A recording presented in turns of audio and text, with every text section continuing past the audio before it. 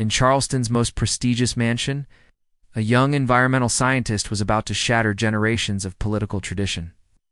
What started as a family celebration dinner took a shocking turn when they came face to face with an impossible ultimatum. Giselle Morrison wasn't your typical Southern debutante. For 22 years, she had quietly rebelled against her prominent family's expectations. Known for her passionate dedication to coastal conservation, when her mother declared you're either with this family or you're nothing, Giselle made a choice that would lead to complete estrangement from everything she'd ever known. Before we jump back in, tell us where you're tuning in from. And if this story touches you, make sure you're subscribed, because tomorrow I've saved something extra special for you. The crystal chandelier cast dancing shadows across the mahogany dining table as Giselle Morrison pushed her braised lamb around her plate, watching her family perform their roles with practiced perfection.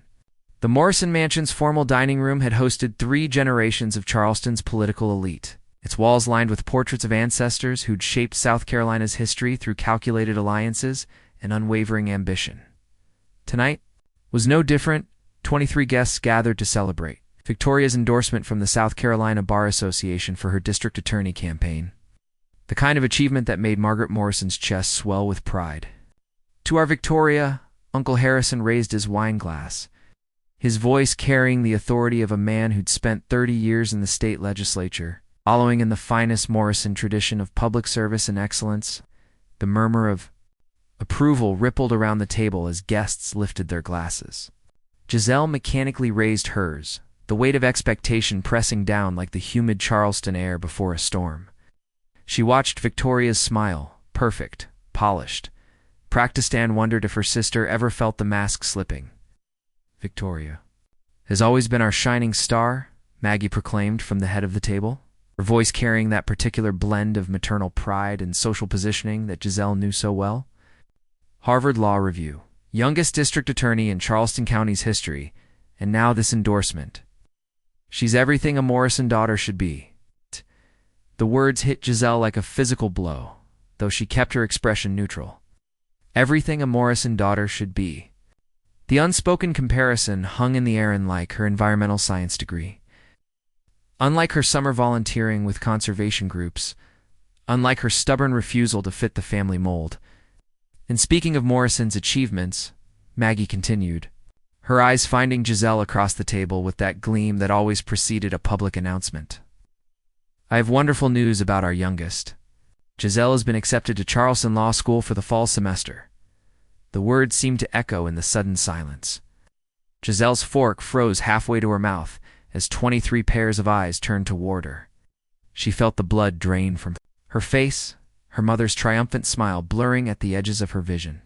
"Congratulations, dear," Aunt Caroline beamed from across the table. "Following in Victoria's footsteps, how wonderful for the family." "The Morrison legacy continues," Judge Pemberton added with approval. Environmental science was an interesting detour, but law is where the real influence lies.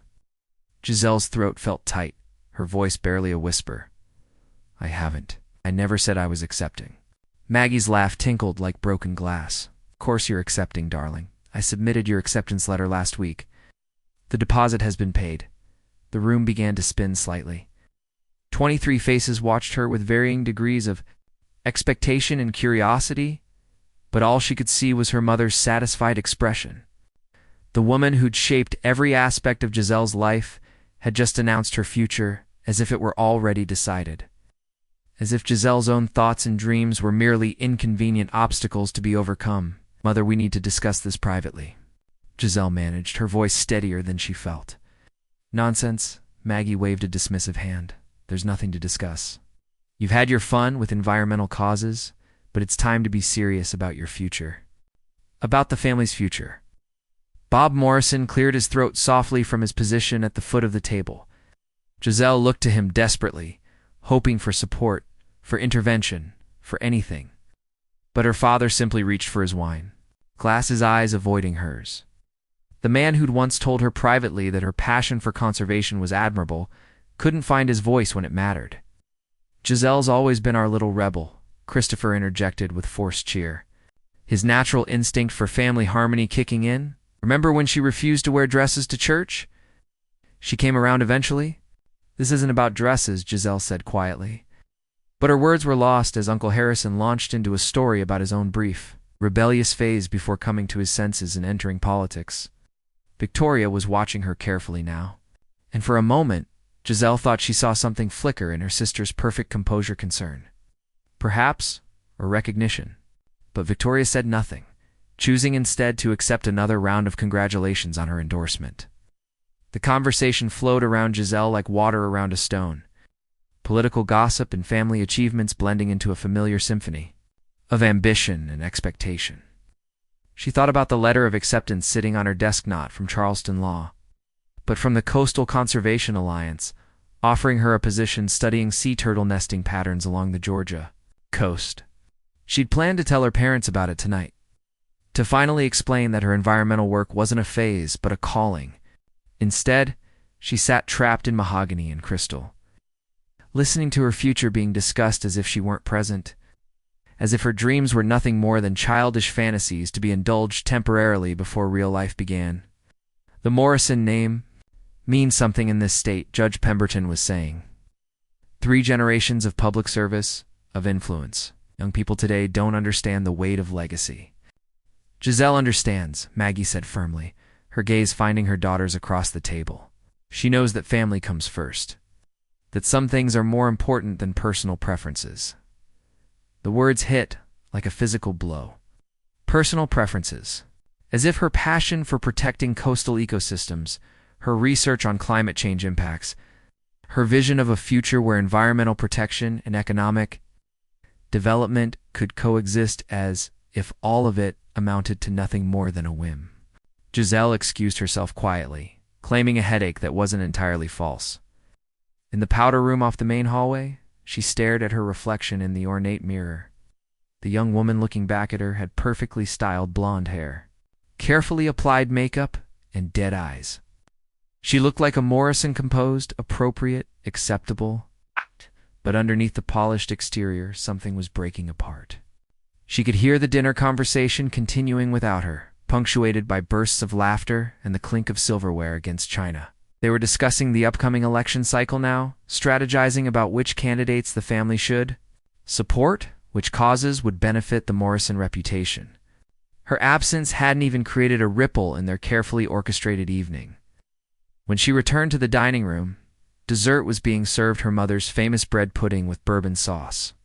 The conversation had moved on to Chris's work at the family investment firm, though Giselle noticed her brother's responses were more perfunctory than enthusiastic. "And what about your environmental work, dear?" Mrs. Hampton asked kindly as coffee was poured. "Will you continue that as a hobby while you're in law school?" Hobby. Another diminishment. Another way of making her passion seem small and inconsequential. Giselle set down her coffee cup carefully, afraid her trembling hands might betray her, actually, she said, her voice cutting through the gentle murmur of conversation. "I've been offered a position with a conservation organization in Georgia. Real work, not a hobby." The silence that followed was different from before, sharper, more dangerous. Maggie's eyes flashed with warning. "How interesting," she said coolly. "I'm sure they'll understand when you explain about law school." "I haven't accepted law school," Giselle said, each word deliberate and clear. "And I'm seriously considering the conservation position." The temperature in the room seemed to drop 10 degrees. Judge Pemberton shifted uncomfortably in his chair. Uncle Harrison cleared his throat. Victoria stared at her plate. "I think," Bob said quietly, "this might be a conversation for later." But Giselle could see in her mother's face that later would be too late. The battle lines were being drawn right here, right now, in front of Charleston's political elite. And suddenly, she realized that she was done performing, done pretending, done being the dutiful daughter who swallowed her dreams for the sake of family expectations. The dessert plates sat half empty as the evening wound down, conversation stilted and careful. Guests began making their polite departures. Sensing the tension that crackled beneath the Morrison family's practiced hospitality, Victoria received her final congratulations with grace, but Giselle caught her sister's worried glances in her direction. As the last guest departed and the family retreated to the living room for after-dinner drinks, Giselle made her decision.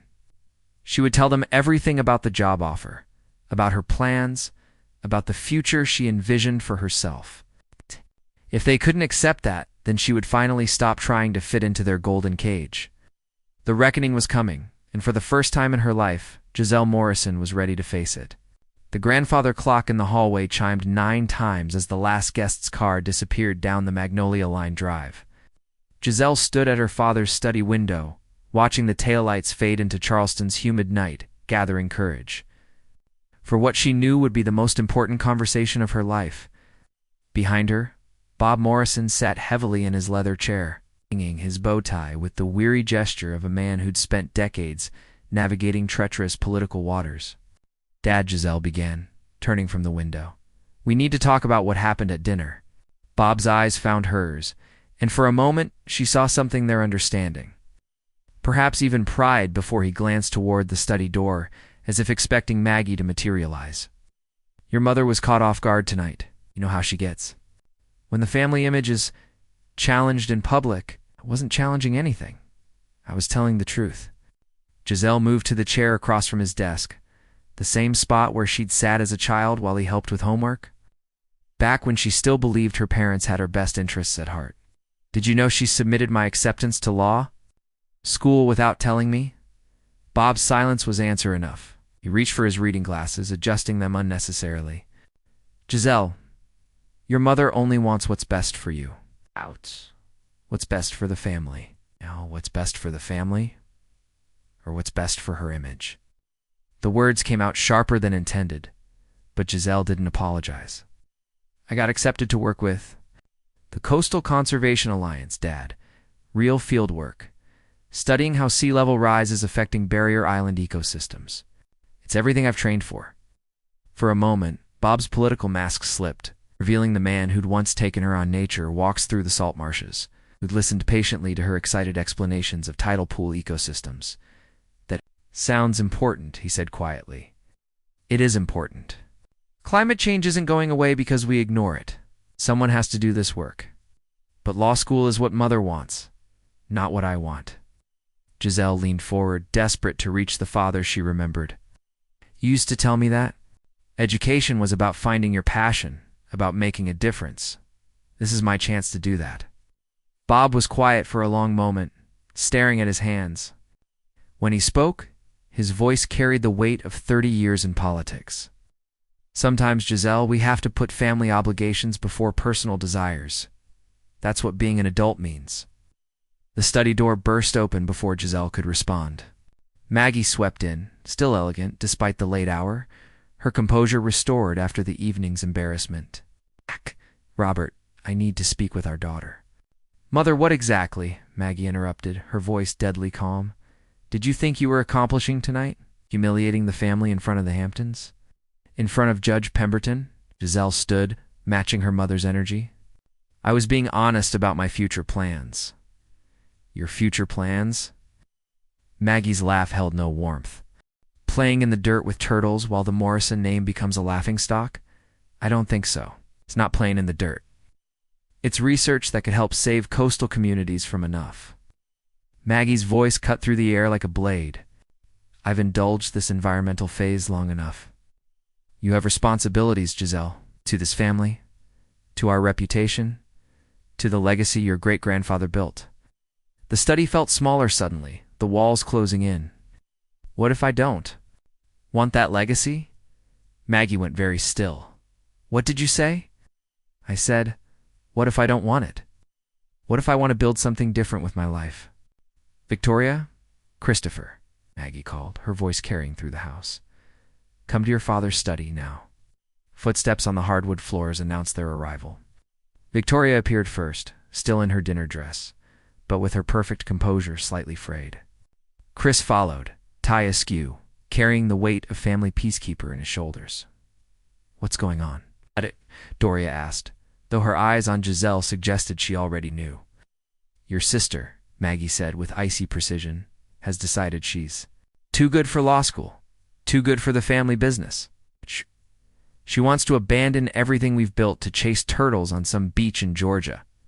That's not what I said, Giselle protested, but Maggie steamrolled over her.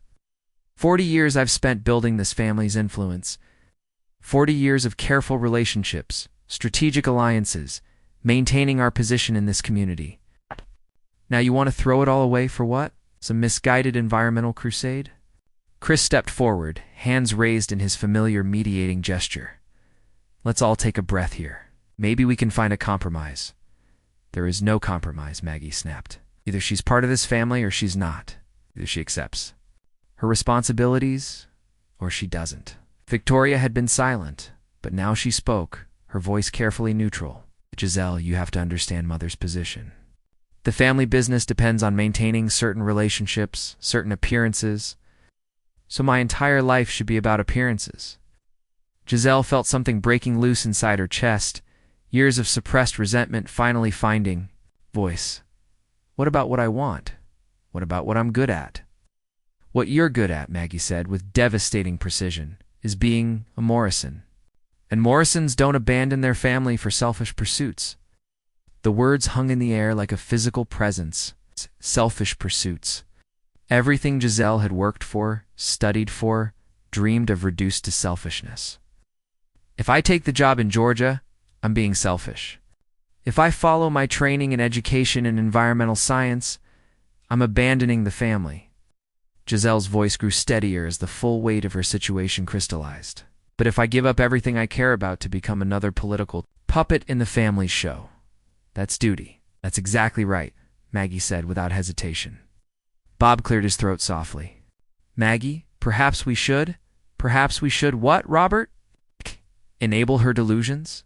Pretend that individual desires matter more than family unity? Giselle looked around the room at her father's inability to meet her eyes, at Chris's pained expression, at Victoria's carefully maintained neutrality. Only her mother looked directly at her, and what Giselle saw there chilled her to the bone. Love, yes, but love with conditions. Love with strings attached. Love that required her to become someone else entirely. I need you to understand something. Maggie continued, her voice growing softer but somehow more dangerous. This family works because we all pull in the same direction, because we all understand that some things are bigger than personal preferences. The moment one of us decides their individual wants matter more than our collective good, everything we've built starts to crumble. What if what I want actually is good? What if my work could help people? Help people. Maggie's voice rose. Slightly. Do you know how many people your father's work has helped? How many jobs Victoria's policies have created? How many communities have benefited from Morrison influence? That's real help, Giselle. Not saving turtles. The dismissal in her mother's voice was absolute. Every paper Giselle had written, every research project, every moment of passion for her field, all of it, reduced to nothing in Maggie's world. I see, Giselle said quietly. Something in her tone must have warned them because the room went silent. Chris started to speak, but Maggie raised a hand, her eyes never leaving her daughter's face. I'm going to make this very simple, Maggie said, her voice carrying the full weight of generations of Morrison authority. You can accept law school and your place in this family, or you can pursue your little environmental project. But you cannot do both. The ultimatum hung between them like a sword. Giselle felt something fundamental shift inside her, like a foundation cracking beneath unbearable weight. You're either with this family, Maggie continued, each word precise and final, or you're nothing. The silence that followed was deafening. Even the grandfather clock seemed to hold its breath. Giselle looked at each family member and turned Chris's. Shocked expression, Victoria's careful blankness, painful inability to speak, and finally her mother's implacable certainty. I understand, Giselle said softly. She turned and walked toward the study door, her movements deliberate and calm. Behind her, she heard Chris start to say something, heard her father's sharp intake of breath, heard the rustle of her mother's. Dressed as Maggie stepped forward. But Giselle didn't turn around. The choice had been made, though not by her. And for the first time in her life, she knew exactly what she had to do. Giselle's hands trembled as she pulled her college duffel bag. From the closet shelf, dust motes dancing in the lamplight of her childhood bedroom. The space that had once felt like a sanctuary now seemed foreign. All pink wallpaper and antique furniture chosen by her mother, artifacts of a girl who no longer existed. She'd closed the door 20 minutes ago, but she could still hear muffled voices from downstairs, Chris's tenor rising above their parents' lower tones. The first thing she packed was her field notebook. Its pages filled with sketches of coastal birds and water quality measurements from her undergraduate research.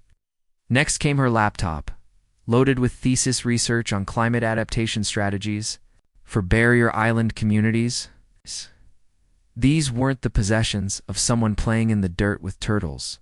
They were the tools of a scientist, and she would not leave them behind. Her phone buzzed, Emma calling from Atlanta. Giselle let it go to voicemail, then immediately called back. Jesus, Giselle, your voicemail sounded like you were about to do something drastic. Emma's voice carried that familiar mix of worry and protective fury that had gotten them both through college. What's happening? She gave me an ultimatum. Giselle sank onto her bed, surrounded by the detritus of 22 years. Family or nothing. Those were her exact words. Silence on the other end, then Emma's low whistle. Okay, what do you need? This was why Emma Rodriguez had been her anchor through 4 years of environmental science, while her family questioned every choice. No judgment, no attempts to mediate, just the simple question of what Giselle needed to move forward. A place to stay while I figure things out. Maybe help loading my car. Done. Mom's already setting up the guest room. Yes, she's listening to this entire conversation and making worried mom noises. She says to tell you that our house is your house for as long as you need. Giselle's throat tightened. Emma's family had welcomed her from their first meeting, treating her like a daughter without conditions or expectations. They'd celebrated her graduation, asked thoughtful questions about her research, and never once suggested she was wasting her education. I have to go, Giselle whispered. Tonight. I can't wake up tomorrow and pretend this didn't happen. Then we'll be ready. Drive safe, okay? And Giselle, I'm proud of you. After hanging up, Giselle continued packing with methodical precision. Her camping gear, sleeping bag, hiking boots, field equipment, all evidence of summers spent documenting ecosystem changes along the South Carolina coast. Her books, carefully chosen from 4 years of environmental studies, her photographs, but only the ones she'd taken herself, images of salt marshes at sunrise, sea turtle nests, barrier islands shaped by wind and tide. A soft knock interrupted. Her, Giselle. Chris's voice was tentative. Can I come in? She opened the door to find her brother holding 2 cups of coffee, his usually perfect hair disheveled. He looked older somehow, as if the evening had aged him years in a few hours. Peace offering, he said, holding out a cup.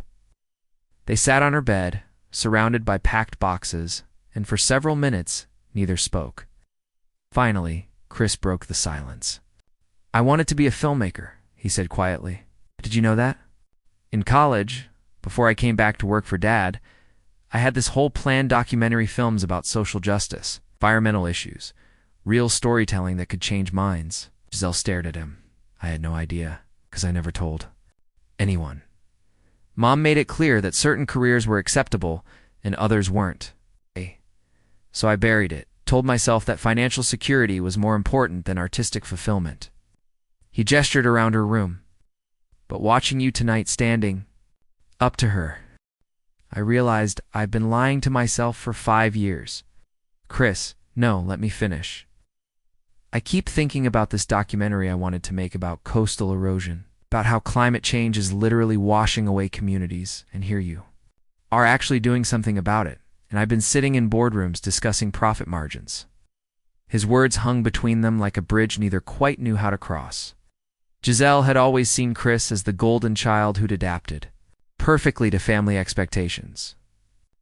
The idea that he'd been struggling to, that he'd sacrificed his own dreams, reframed everything. It's not too late, she said finally. You could still make those films. Chris laughed, but there was no humor in it. With what money? Connections. I've spent 5 years building the wrong kind of resume. He looked at her boxers, her organized escape plan. But you're 22, you still have time to be brave. Maybe someday. He stood then, hesitated at the door. For what it's worth, I think you're doing the right thing. I think Dad knows it too, even if he can't say it. After Chris left, Giselle continued packing until her childhood room looked like a hotel impersonal, temporary, belonging to no one. The only items left were things she couldn't or wouldn't take: family photographs from vacations and holidays, awards from high school debate team and student government, the debutante dress hanging in plastic from her coming-out ball.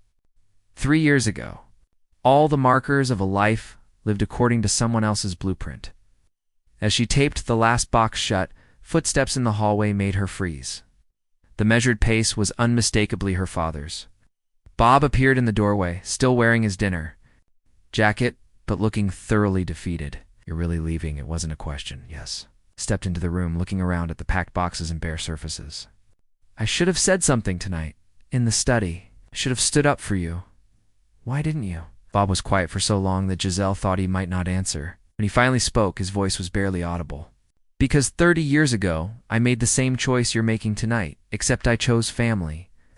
I chose the safe path, the expected path. And I've been wondering ever since what my life might have looked like if I'd been as brave as you're being." Right now, the admission hung between them like a confession.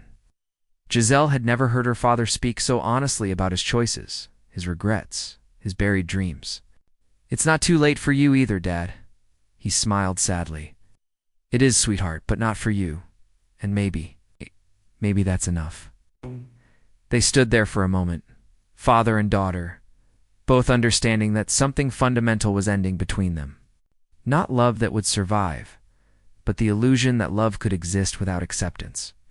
That family could function without honoring each member's authentic self. Bob kissed her forehead and left without another word. Alone again, Giselle sat at her childhood desk and pulled out a piece of stationery expensive paper with the Morrison family crest embossed at the top. It felt appropriate somehow, using their symbols to declare her independence. The letter took her 3 tries to get right. "Dear family, by the time you read this, I'll be gone. I want you to know that leaving isn't a rejection of my love for you, it's an affirmation of my love for myself. I can't become the person you want me to be without losing the person I actually am. And I can't save coastal ecosystems from a law office any more than I can find my authentic voice by reading from someone else's script. I hope someday you'll understand that my environmental work isn't a rebellion against the family, my contribution to the world, and maybe that will be enough. I love you all, but I love myself enough to leave." She sealed the letter and left it on her pillow, then carried her boxers downstairs in the pre-dawn darkness. Her car, a practical Honda Civic she'd bought with summer job. Money looked small and vulnerable next to her mother's Mercedes in the circular drive. Preparing and narrating this story took us a lot of time. So if you are enjoying it, subscribe to our channel. It means a lot to us. Now back to the story. As she loaded the last box, the front door opened. For a moment, she thought it might be her father coming to help, or Chris offering to drive with her. Instead, Maggie appeared in her silk robe, perfect, even at 5. In the morning, "So you're really doing this," her mother said, voice carefully controlled. "Yes, and nothing I can say will change your mind." Giselle met her mother's eyes, seeing for the first time not just the authority figure who'd shaped her life, but a woman terrified of losing control, of watching her carefully constructed world fracture. "I hope someday you'll be proud of me for following my education and training, but even if you're not, I have to try." Maggie's composure cracked slightly. "You're making a terrible mistake." "Maybe, but it's my mistake to make." Giselle got in her car and started the engine.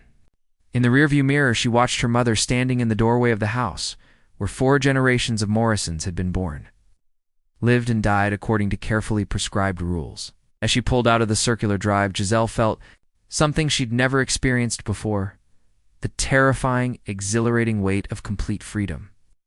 The road ahead was uncertain, but it was finally authentically hers. 6 weeks of Savannah humidity had turned Giselle's cramped studio apartment into a greenhouse, the ancient air conditioning unit wheezing against Georgia's relentless summer heat. She stood at her kitchenette counter, spreading peanut butter on store-brand bread dinner for the 3rd night. running while calculating whether she could afford both groceries and gas for her fieldwork this week. The math wasn't encouraging. Her phone displayed 17 missed calls from Charleston numbers she refused to answer. Chris had stopped trying after the first week, though he'd taken to sending cryptic texts about family situations that she deleted without reading. The silence from her parents felt both liberating and devastating, proof that their love truly had come with conditions she could no longer meet.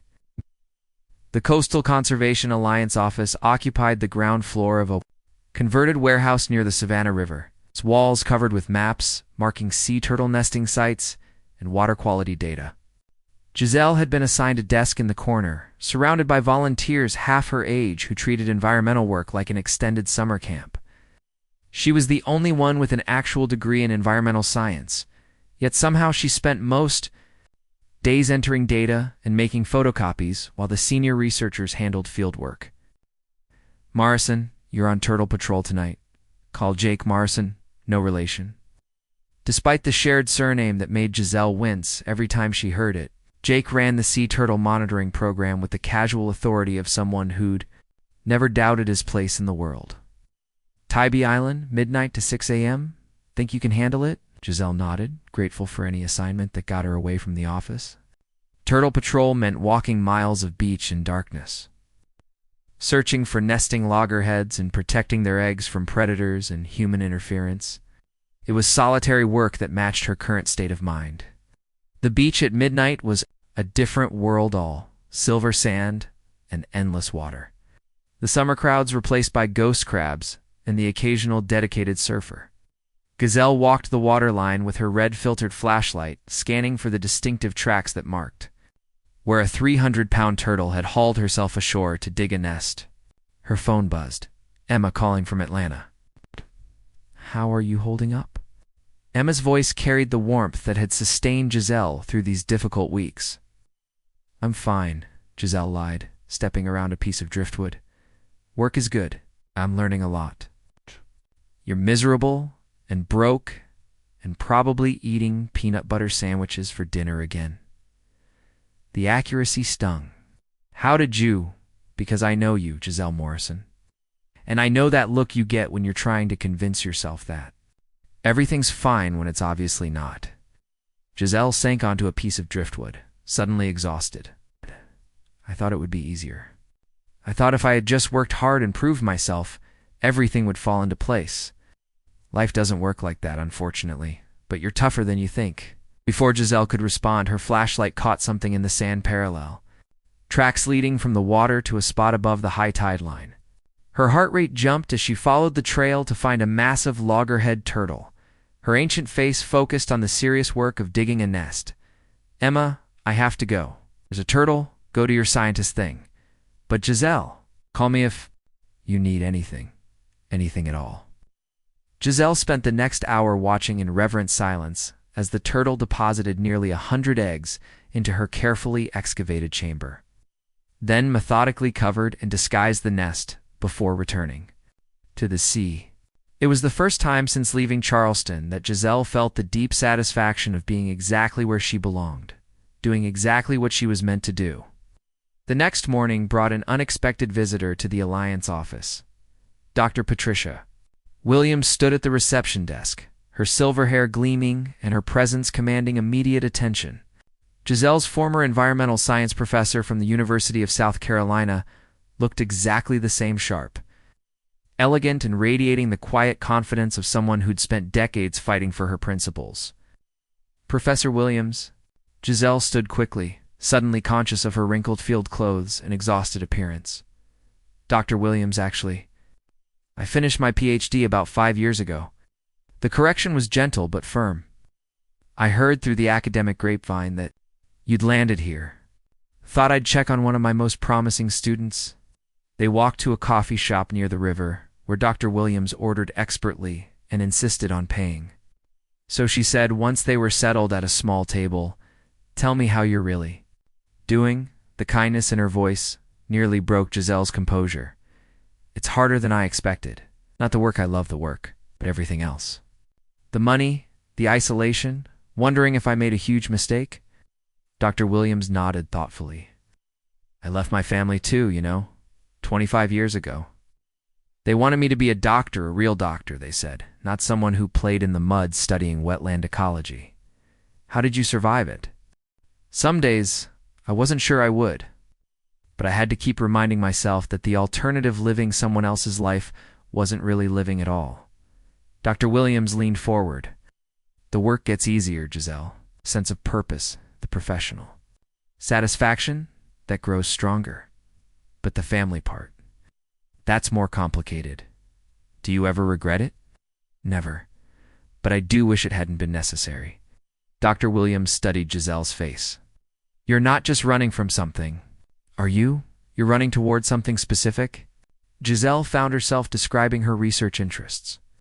Her long-term goals, her vision of community-based conservation strategies that could protect coastal ecosystems while supporting local economies. Dr. Williams listened with the focused attention that had made her such an effective teacher. There's a conference coming up, Dr. Williams said finally. Southeast Regional Environmental Research. I'm presenting on adaptive management strategies for climate change.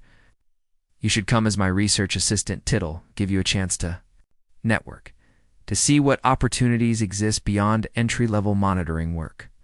I can't afford conference registration. Leave that to me. Consider it an investment in the future of environmental science. Dr. Williams's smile was knowing. Besides, I have a feeling you're going to surprise yourself with how much you've already learned.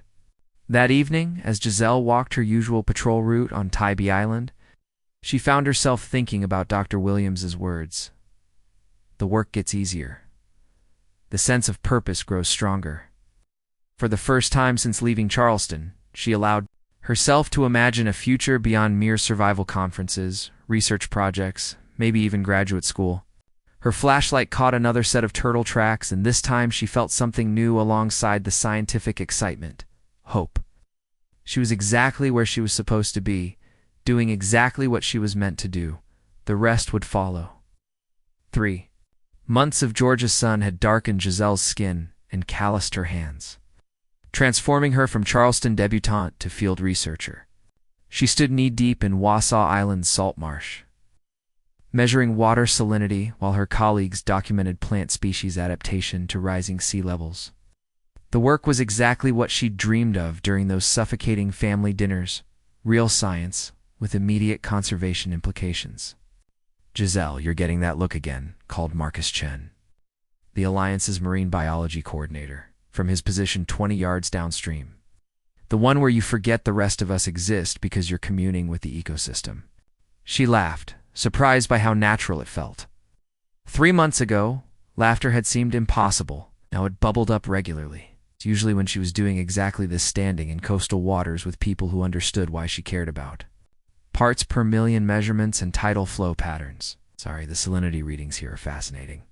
Look at this gradient, she waited toward Marcus's field notebook in hand, excitement animating her voice as she explained how freshwater springs were creating microhabitats that might serve as climate refugia.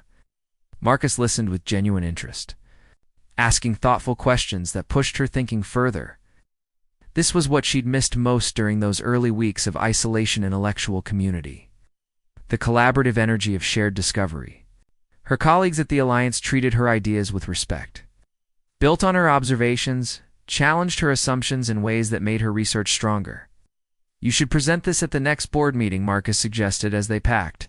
Their equipment, foundation grants are coming up, and this kind of detailed habitat analysis is exactly what funders want to see. The suggestion would have terrified her 3 months ago. Now it felt like a natural next step. Dr. Williams had been right, the work was getting easier. Her confidence was growing alongside her expertise. That evening, she joined her colleagues at the Ordinary, a seafood restaurant near the harbor, where the Alliance team gathered most Friday nights. The conversations ranged from research methodology to local politics to terrible jokes about marine biology, punctuated by genuine laughter and the easy camaraderie of people who'd found their professional tribe. To successful fieldwork, Marcus raised his beer glass, and to Giselle's first board presentation next month. To new colleagues who actually know what they're doing, added Sarah Kim, the Alliance's education coordinator. Unlike some marine biologists I could mention, she nudged Marcus playfully. Giselle felt warmth spread through her chest, not from the beer, but from the realization that she belonged here. These people valued her expertise, supported her professional growth, and included her in their community without conditions or expectations beyond doing good work. Her phone buzzed with a text from Emma. Video call with the family tomorrow at 7. Mom's making tamales and wants to include you. Emma's family had embraced Giselle completely, treating her like the daughter they'd never had. Mrs. Rodriguez sent care packages filled with homemade food and worried texts about weather. Giselle was eating enough vegetables. Mr. Rodriguez shared articles about coastal conservation and asked thoughtful questions about her research. Emma's younger brother Miguel had appointed himself her unofficial social media manager, posting pictures of her fieldwork with proud captions about our marine biologist. The contrast with her biological family's silence was stark, but no longer painful. She'd learned to distinguish between the ache of missing people and the relief of not missing their judgment. I should probably head home, she said as the evening wound down. Early morning turtle patrol tomorrow? Want company? Tyler Brooks appeared at her shoulder, his timing perfect as always. She'd been noticing Tyler more lately, the way he listened intently during team meetings, his easy competence in the field, the genuine passion that animated his voice when he talked about coastal restoration. I thought you were working the sound monitoring project this weekend, she said, gathering her jacket. Finished early? Besides, I've been curious about your turtle methodology. Marcus says you've been getting higher nest identification rates than anyone else on the team. They walked together through Savannah's historic district past Antebellum, mansions that reminded Giselle of Charleston without triggering the old anxiety. Tyler asked thoughtful questions about sea turtle behavior, sharing his own observations from restoration sites where turtle nesting had increased following habitat improvements. You know, he said as they reached her apartment building, I grew up about 2 hours from here in rural Georgia. A very different world from Charleston society, I'm guessing. It's very different, she agreed. What was that like? Tobacco farming mostly? 3 generations of Brooks men working the same land, expecting the 4th generation to follow suit. Tyler's smile was rueful. Let's just say my family wasn't thrilled when I chose marine conservation over crop management. I hit the parallel. Hit her like a physical recognition. How did you handle it? Badly at first. Tried to convince them that environmental work was just farming applied to different ecosystems. When that didn't work, I tried the slow fade, less frequent visits. Shorter phone calls, hoping they'd eventually accept my choices. Did they? Tyler was quiet for a moment. Some did. My grandmother, surprisingly. A few cousins who'd been questioning the family business themselves. But my father. We haven't spoken in 2 years, standing in the yellow glow of the streetlight. Giselle felt something shift between them. It's not just attraction, though. That was definitely present, but recognition. He understood the cost of choosing authenticity over family expectations. The complex grief of losing relationships you'd hoped could survive change. I'm sorry, she said. Don't be. I'm not. Tyler's voice was firm. I wake up every morning, doing work I believe in, with people who share my values. It's not something everyone gets to say. He was right, she realized. Despite the financial struggles and family estrangement, she felt more herself than she had in years.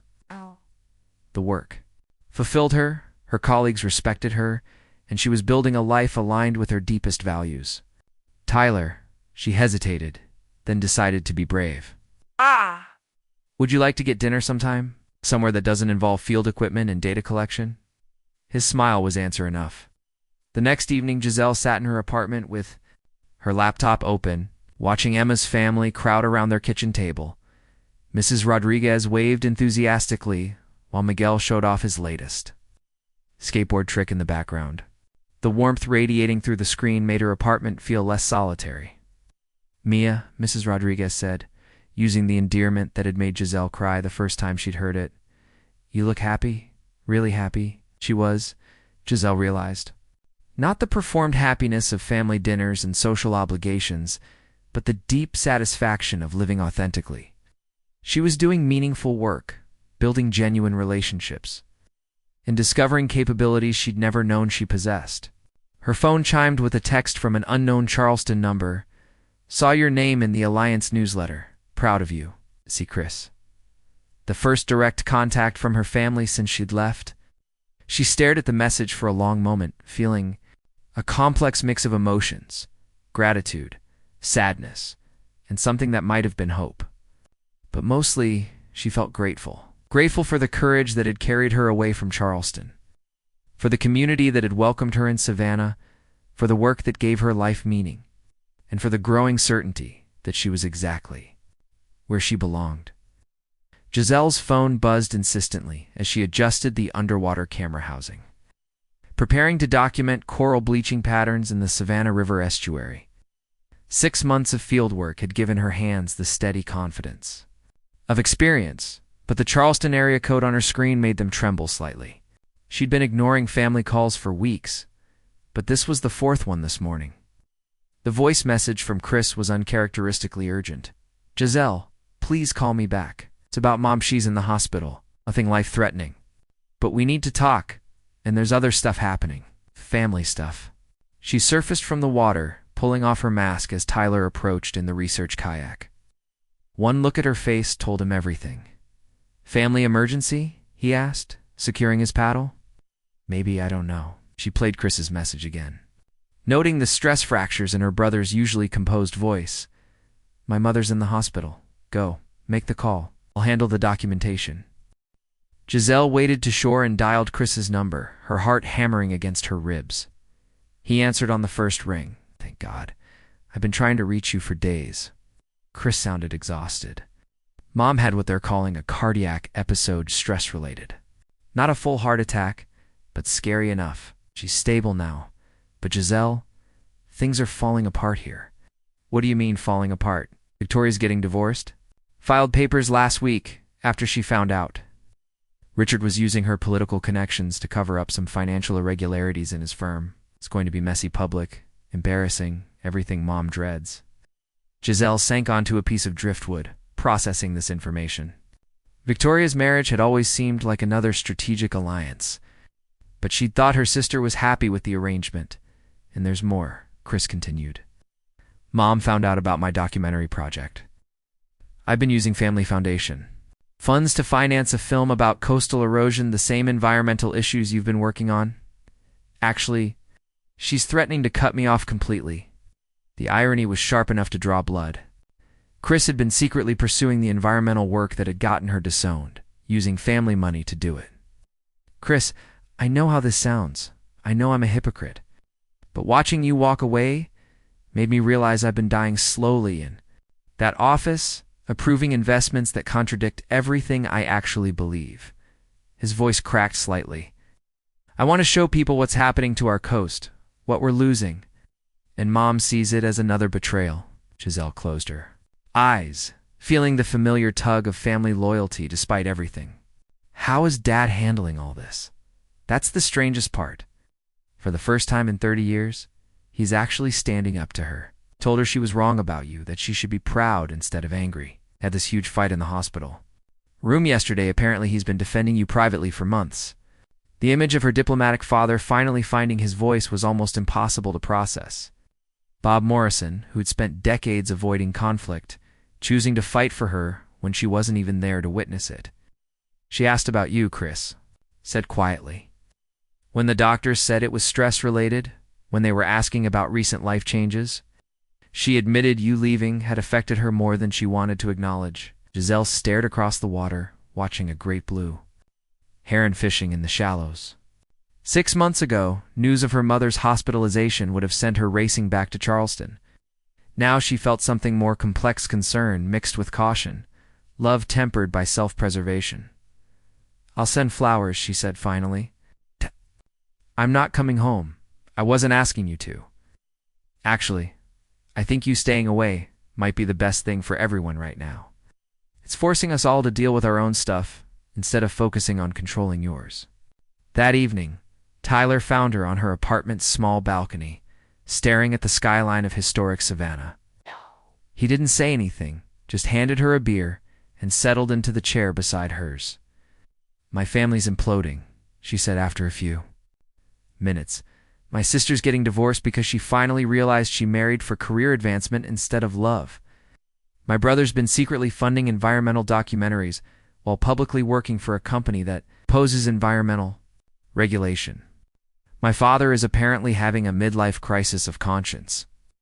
And my mother is in the hospital because the stress of our family falling apart triggered a cardiac episode. I don't know. How do you feel about that? It was a simple question, but it took her several minutes to formulate an answer. Sad, relieved, guilty for feeling relieved, angry that it took all this chaos for anyone to question whether our family dynamics were healthy. Tyler was quiet for a moment. When I left my family's farm, my father said I was being selfish, that I was destroying something bigger than myself for personal gratification. It took me 2 years to realize that sometimes what looks like destruction is actually clearing ground for something new to grow. His words settled into the space between them like seeds. Giselle thought about Victoria finally acknowledging that her marriage was a strategic arrangement rather than a partnership, about Chris finding the courage to pursue meaningful work even if it meant family conflict, about her father defending her choices despite the personal cost. Maybe leaving wasn't just about saving myself, she said slowly. Maybe it was about forcing all of us to be honest about who we really are. The next morning brought an unexpected visitor to the Alliance office. Dr. Williams appeared at Giselle's desk with coffee and a knowing expression. I heard about your family situation through the Charleston Academic Network, she said, settling into a chair. How are you processing? I keep thinking I should feel worse than I do. My mother's in the hospital partly because of stress I caused, and I feel detached. Is that horrible? It's healthy, Dr. Williams said firmly. You've learned to separate your emotional well-being from your family's dysfunction. It's not callousness, it's growth. She pulled out a manila folder. I have something that might help put things in perspective. A research opportunity with the National Marine Sanctuary System. It's a 2-year position studying climate adaptation and coastal ecosystems, exactly the kind of work you've been preparing. 4. Giselle stared at the application materials. 6 months ago, she'd been a recent graduate with no professional experience and a family crisis. Now she was being offered the kind of opportunity that could define her career. The application deadline is next month, Dr. Williams continued. It would mean relocating to California, significant travel, real responsibility. But it's also a chance to do work that could influence national conservation policy. Dr. Williams, I don't know if I'm ready, you are. I wouldn't have brought this to you if I had any doubt. Her former professor's voice carried the authority of decades in the field. Sometimes we have to trust that our preparation meets opportunity at exactly the right moment. That afternoon, Giselle called the florist in Charleston and arranged for a simple arrangement to be sent to her mother's hospital room. The card read, "Wishing you a full recovery." Giselle, she didn't include apologies or explanations, promises to visit or expressions of regret. Just the simple truth. She wanted her mother to be well, even if they couldn't be close. It was enough. It was honest. And for the first time since leaving Charleston, it felt like exactly the right response. Neither cruel nor enabling, just authentic. As she sealed the grant application that evening, Giselle realized that her family's crisis had actually clarified something important. She wasn't responsible for fixing their dysfunction or managing their responses to her choices. Her job was to build a life aligned with her values and to remain open to healthy relationships while protecting herself from toxic ones. The rest was up to them. Victoria Morrison Hamilton stood outside the Coastal Conservation Alliance office at 9 in the morning. Her perfectly pressed linen suit and designer handbag is out of place among the weathered buildings of Savannah's. Working waterfront as a wedding dress at a beach cleanup, she'd been sitting in her rental car for 20 minutes, gathering courage for a conversation 6 months overdue. Through the window, she could see Giselle bent over a microscope. Her hair pulled back in a ponytail, wearing field clothes that bore the honest stains of serious work. Her little sister looked older, somehow aged, but matured. Carrying herself with a confidence Victoria remembered from their childhood, before family expectations had taught them both to doubt their instincts. The receptionist looked up as Victoria entered. "I'm looking for Giselle Morrison. I'm her sister." The young woman's face brightened with recognition. "She talks about you sometimes. She's in the lay-by, I'll get her." Victoria's throat tightened. Giselle talked about her. Despite everything, despite the silence and the sides chosen and the loyalty demanded, her sister still claimed her in casual conversation with colleagues. Giselle appeared in the doorway, her expression cycling through surprise, wariness, and something that might have been hope. They stared at each other across the small lobby. 6 months of silence and 7 years of sibling rivalry compressed into a single moment. "Victoria, what are you doing here? I wanted to see you. To talk if you're willing." Victoria gestured toward the street. "Could we get coffee or lunch?" "I know showing up unannounced is presumptuous." "There's a place down by the river," Giselle said quietly. "Let me get my things." They walked in careful silence through Savannah's historic district, both hyper-aware of the space between them, the careful choreography of sisters who no longer knew how to be in the same room. Victoria found herself studying Giselle's profile, noting the sun-darkened skin and the new lines around her eyes, not from stress, but from squinting across water from hours spent outdoors doing work she loved. The cafe overlooked the Savannah River, its outdoor tables shaded by massive oak trees draped in Spanish moss. They ordered coffee and sat facing each other, the weight of unspoken words filling the space between them. "How's Mom?" Giselle asked finally. "Better, physically anyway. The doctors say the cardiac episode was stress-related, not structural heart damage. She's home now, complaining about the restrictions on her social calendar." Victoria attempted a smile. "You sent flowers." That meant more to her than she admitted. "I heard about your divorce. I'm sorry." Victoria's carefully maintained composure cracked slightly. "Are you?" "I thought you might see it as cosmic justice, the perfect daughter, finally admitting her perfect life was a performance. I would never wish that kind of pain on you, Tori. Even if things have been difficult between us." Use of her childhood nickname nearly undid Victoria completely. She'd forgotten how Giselle used to look at her with uncomplicated admiration, back before everything became complicated by competition and family politics. "I need to tell you something," Victoria said, her voice barely audible over the river. When you left, when Mom gave you that ultimatum, I thought you were being selfish and dramatic. I thought you'd come crawling back within a month, ready to apologize and accept law school." Giselle's face remained neutral, but her hands tightened around her coffee cup. "But watching you these past months, seeing what you've accomplished, realizing that you meant every word you said," Victoria took a shaky breath. "I've been the selfish one. I've spent my entire adult life making choices based on what would advance my career or improve my standing with Mom and Dad, never once asking what I actually wanted." "Victoria, let me finish. Please." Victoria's voice grew stronger. "My marriage was a networking opportunity. My career path was chosen to meet family expectations. Even my hobbies were calculated to look good in political profiles. You, my little sister, who always seemed so uncertain, so eager to please you, were the only one brave enough to say no when the cost became too high." They sat in silence for several minutes, watching tourists board riverboat cruises while cargo ships moved slowly toward the port. Finally, Giselle spoke. "What's going to happen with your career? The divorce? I'm withdrawing from the attorney." "General Race.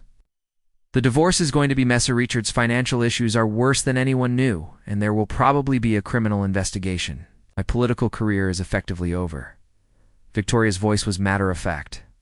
"For the first time in my adult life, I get to choose what comes next based on what I actually want instead of what looks good." "What do you want?" Victoria laughed, but there was no bitterness in it. "I have no idea. Isn't that terrifying and wonderful? I'm 32 years old, and I finally get to find out who I am when I'm not performing for an audience."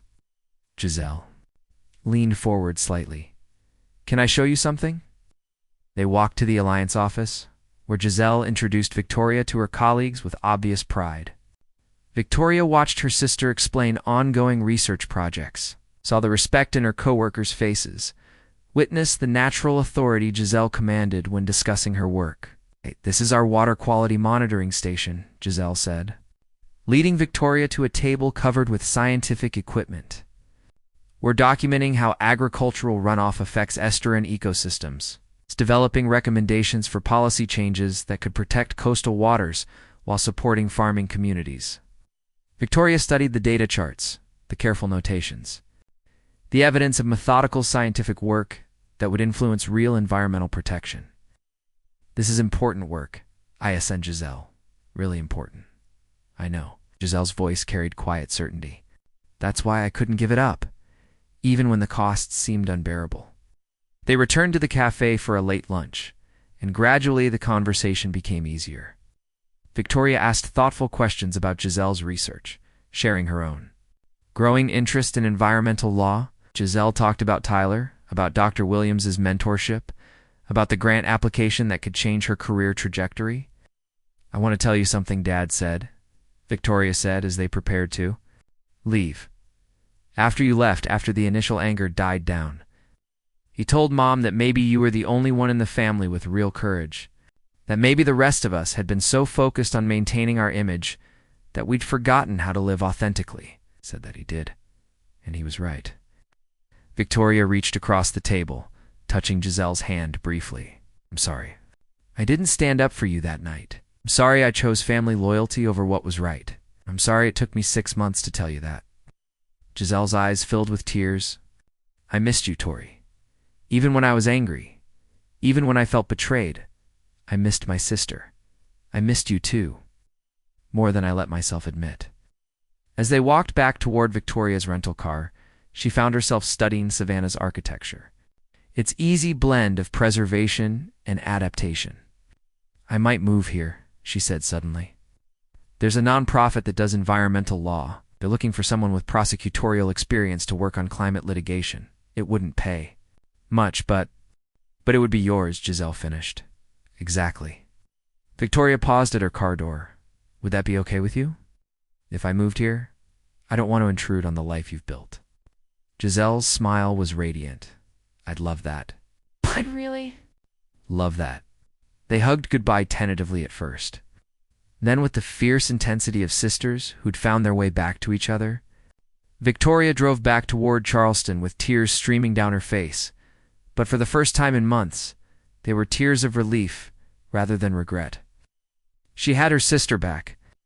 More importantly, she was finally ready to discover who she could become when she stopped performing and started living.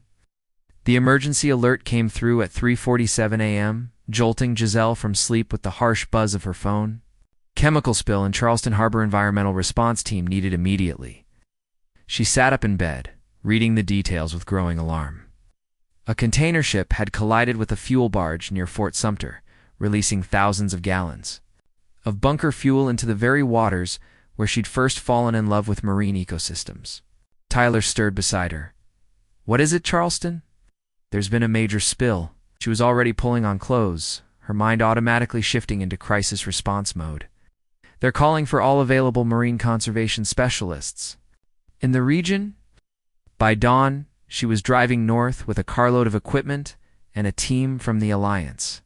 The closer they got to Charleston, the more her stomach churned, not from the prospect of seeing her family, but from the scale of environmental damage they were racing to contain.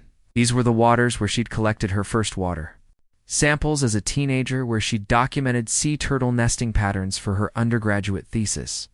The harbor was chaos when they arrived. Coast Guard cutters worked to contain the spreading oil slick, while emergency response teams, coordinated from a command center hastily erected at Patriots Point. The morning sun revealed an ugly brown sheen across water that should have been blue-green, and the acrid smell of petroleum hung heavy in the humid air. "Giselle Morrison, Coastal Conservation Alliance," she announced at the check-in station, her voice carrying the authority of 8 months of fieldwork experience. "We're here to assist with impact assessment and wildlife rescue operations." The coordinator, a weathered Coast Guard lieutenant, looked up from his clipboard. "Morrison, any relation to the political family?" The question she'd been dreading. "Yes, but I'm here as a marine biologist." His expression shifted, slightly surprise, then something that might have been respect. "Fair enough. Need your team on wildlife rescue. Birds are already coming in coated with oil, and we're setting up cleaning stations at the aquarium." The next 12 hours blurred together in a haze of oil-slicked pelicans, water quality measurements, and careful documentation of environmental damage. Giselle found herself naturally taking charge of the wildlife rescue coordination, her combination of scientific training and field experience making her invaluable to the response effort. She was wrist-deep in cleaning oil from a brown pelican's feathers when she heard a familiar voice behind her. "Excuse me, are you Giselle Morrison?" She turned to find a reporter from the Charleston Post and Courier, camera crew in tow. "Working right now," she said curtly, returning her attention to the bird. "Just a quick question about your family's response to the spill. Your father's investment firm has significant holdings in maritime shipping. I'm here as a scientist, not as a Morrison." Giselle's voice was firm. "If you want to discuss my family's business interests, you'll need to speak with them directly." The reporter persisted, sensing a story in the environmental activist daughter of a politically connected family working the oil spill response. But Giselle refused to engage, maintaining her professional focus despite the cameras. It was Tyler, who eventually intervened, his quiet authority dispersing the media attention and allowing Giselle to continue her work. "She's been out here for 14 hours straight," he told the reporter. "Maybe let her save some wildlife before you worry about the political angle." That evening, exhausted and reeking of petroleum despite multiple shower attempts, Giselle was reviewing damage assessment data in the command center when a familiar figure appeared in the doorway. Bob Morrison looked older than she remembered, his usually perfect appearance rumpled and his face showing the strain of recent months. "Dad," the word came out softer than she'd intended. "I saw you on the news," he said quietly, "leading the wildlife rescue effort. I wanted to. I needed to see you." They stepped outside into the humid Charleston evening, away from the bustle of the command center. The harbor still smelled of oil, but cleanup crews were making progress containing the spill. "I'm proud of you," Bob said suddenly. "Watching you today, seeing what you've become?" "I should have said that 8 months ago." Giselle felt tears threaten but pushed them back. "Thank you. Your mother doesn't know I'm here. She's having trouble admitting she was wrong, but she watches the news coverage obsessively, making sure you're safe, making sure people know you're qualified for this work." The image of her mother anxiously watching news reports was almost harder to process than the direct criticism had been. "Dad, I failed you that night in my study. I knew you were right, knew your environmental work was important, and I said nothing because it was easier than standing up to your mother." His voice cracked slightly. "I've spent 8 months thinking about what I should have said, what I should have done." A commotion from the harbor interrupted them. Another injured bird being brought in for treatment. Giselle's instincts kicked in immediately. "I have to go," she said, already moving toward the rescue station. "Go," Bob said. "Do what you do best." She worked until nearly midnight, coordinating with veterinarians and volunteers to treat oil-soaked wildlife. When she finally emerged from the treatment facility, she found her father still waiting in the parking lot. "I wanted to see you finish," he explained. "Wanted to watch you do the work you were born to do." They stood together in the humid darkness. The daughter who'd chosen authenticity over acceptance, and the father who was finally learning to speak truth instead of maintaining peace. "Will you tell Mom I'm okay?" Giselle asked finally. "I will. And Giselle, if you're willing, I'd like to stay in touch. Real contact, not just crisis communication." She nodded, unable to trust her voice. As she drove back to Savannah with Tyler and the rest of the team, exhausted but satisfied with the day's work, she felt something she hadn't experienced in months: the possibility that family relationships could be rebuilt on new foundations. The morning after the spill response, Giselle woke to find her phone buzzing with messages from reporters, colleagues, and conservation organizations. Video clips of her directing wildlife rescue operations had gone viral overnight, accompanied by headlines like "Environmental Activist Returns Home to Save," "Charleston Waters and Morrison Daughter Leads Oil Spill Recovery." She was reading through interview requests when Tyler appeared with coffee and a knowing smile. "You might want to see this," he said, pulling up a news article on his tablet. The Charleston Post and Courier had run a front-page story about the spill response, featuring a photograph of Giselle carefully cleaning oil from a pelican's wings. The caption read, Dr. Giselle Morrison, marine biologist with the Coastal Conservation Alliance, led wildlife rescue efforts during yesterday's harbor spill response. Dr. Morrison, the title made her pause. She hadn't completed her PhD yet, but the reporter had apparently assumed her expertise level based on her leadership during the crisis. For the first time, she saw herself reflected in media coverage, not as the Morrison family's rebellious daughter, but as a professional scientist in her own right. Her phone rang, Chris calling from Charleston. Holy shit, Giselle. His voice was excited and proud. You're all over the news. I've been fielding interview requests all morning. Everyone wants to talk to the Morrison daughter who became an environmental hero.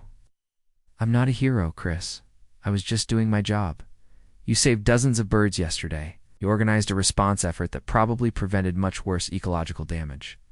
And you did it all while maintaining complete professional composure, despite family drama and media pressure. Chris paused. Mom saw the coverage. Giselle's stomach tightened, and she didn't say much, but she watched every news segment. 3 times.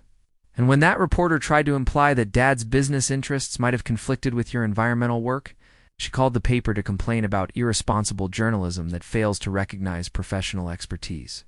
The image of her mother defending her publicly, even indirectly, was almost impossible to process. She actually called the newspaper. She did. And there's something else, the documentary I've been working on about coastal erosion. I want to include footage from yesterday's response, with your permission. Yo, people, what real environmental science looks like when communities are in crisis. That afternoon brought an unexpected visitor to the Alliance office.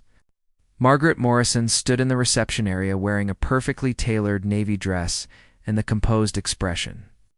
Giselle remembered from childhood the face her mother wore when preparing for difficult conversations.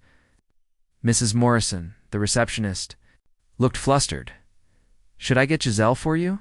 Please.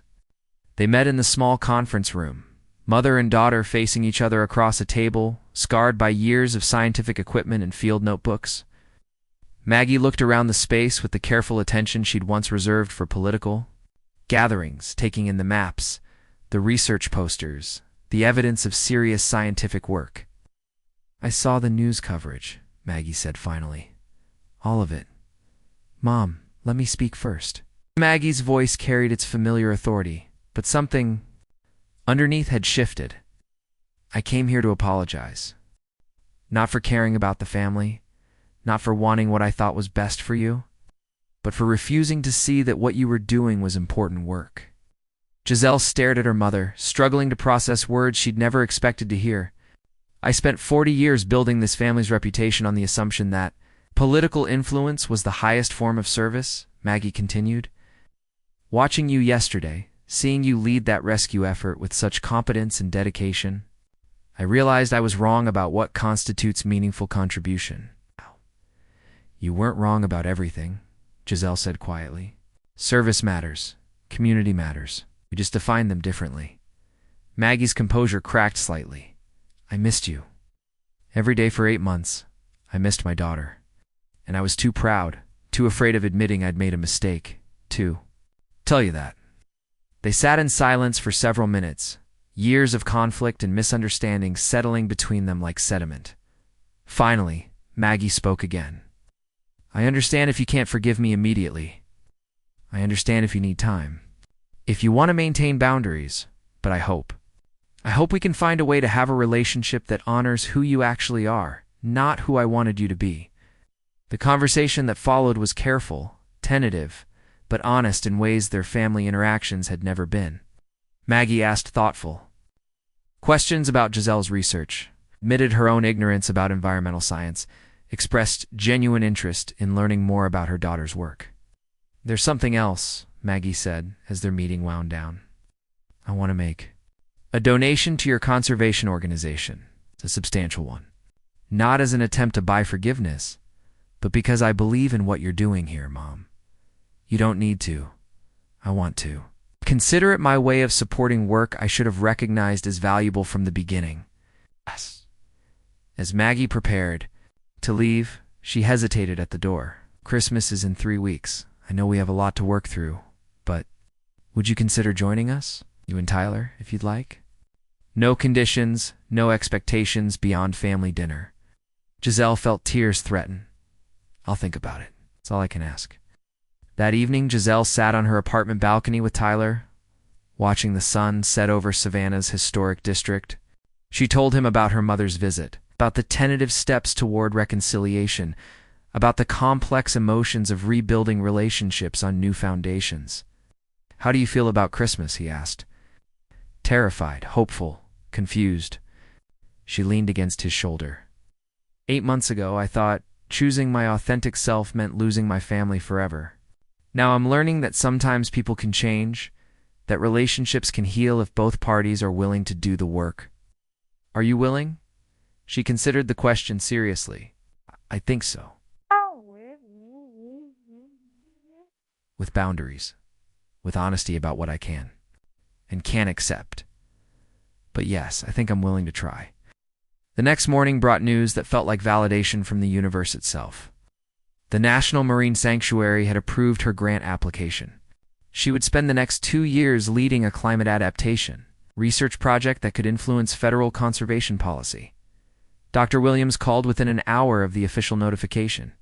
I told you that you were ready, she said, her voice warm with satisfaction. This is just the beginning, Giselle. The real work starts now. As Giselle hung up the phone, she realized that her mother had been right about one thing. Service did matter. Community did matter. She'd just found her own way to contribute, her own definition of legacy worth building. And for the first time since leaving Charleston, she felt ready to go home, not as the dutiful daughter returning in defeat, but as the accomplished scientist she'd become, capable of maintaining her authenticity while rebuilding family relationships on her own terms. 1 year after walking away from everything she'd known, Giselle stood in her expanded Savannah apartment, surveying the controlled chaos of Thanksgiving preparation. The space bore no resemblance to the Morrison family's formal dining room's mismatched furniture gathered from thrift stores. Scientific equipment sharing shelf space with cookbooks, walls covered with photographs of sea turtles and salt marshes rather than political portraits. It was authentically hers, and she'd never been prouder of anything. Are you sure we have enough food for this crowd? Tyler asked from the kitchen, where he was wrestling with a turkey that seemed determined to resist his efforts at preparation. His sleeves were rolled up, his hair disheveled, and he wore the expression of a man who'd volunteered for a task beyond his expertise. Emma's bringing half of Atlanta's worth of side dishes, Dr. Williams is handling dessert, and Victoria promised to stop at that bakery she discovered, Giselle replied, adjusting the dining table that had been cobbled together from her desk and a folding table borrowed from the Alliance office. We'll have enough food to feed the entire marine biology department. The guest list itself was a testament to how much her life had changed. Emma's parents were driving down from Atlanta, bringing her younger brother Miguel and enough homemade tamales to constitute a diplomatic gesture of love. Dr. Williams would arrive with her famous sweet potato pie and stories from her latest research expedition. Oh. Her colleagues from the Alliance had insisted on contributing something, despite Giselle's protests that they were already giving up their holiday. Victoria was coming her first Thanksgiving as a divorced woman rebuilding her life in Savannah, where she'd taken the environmental law position and slowly begun discovering who she was outside her family's expectations. Most surprisingly, Bob Morrison had called 3 days earlier asking if he could attend. Your mother isn't ready yet, he'd said quietly. But I am. If you'll have me, Chris would be there too.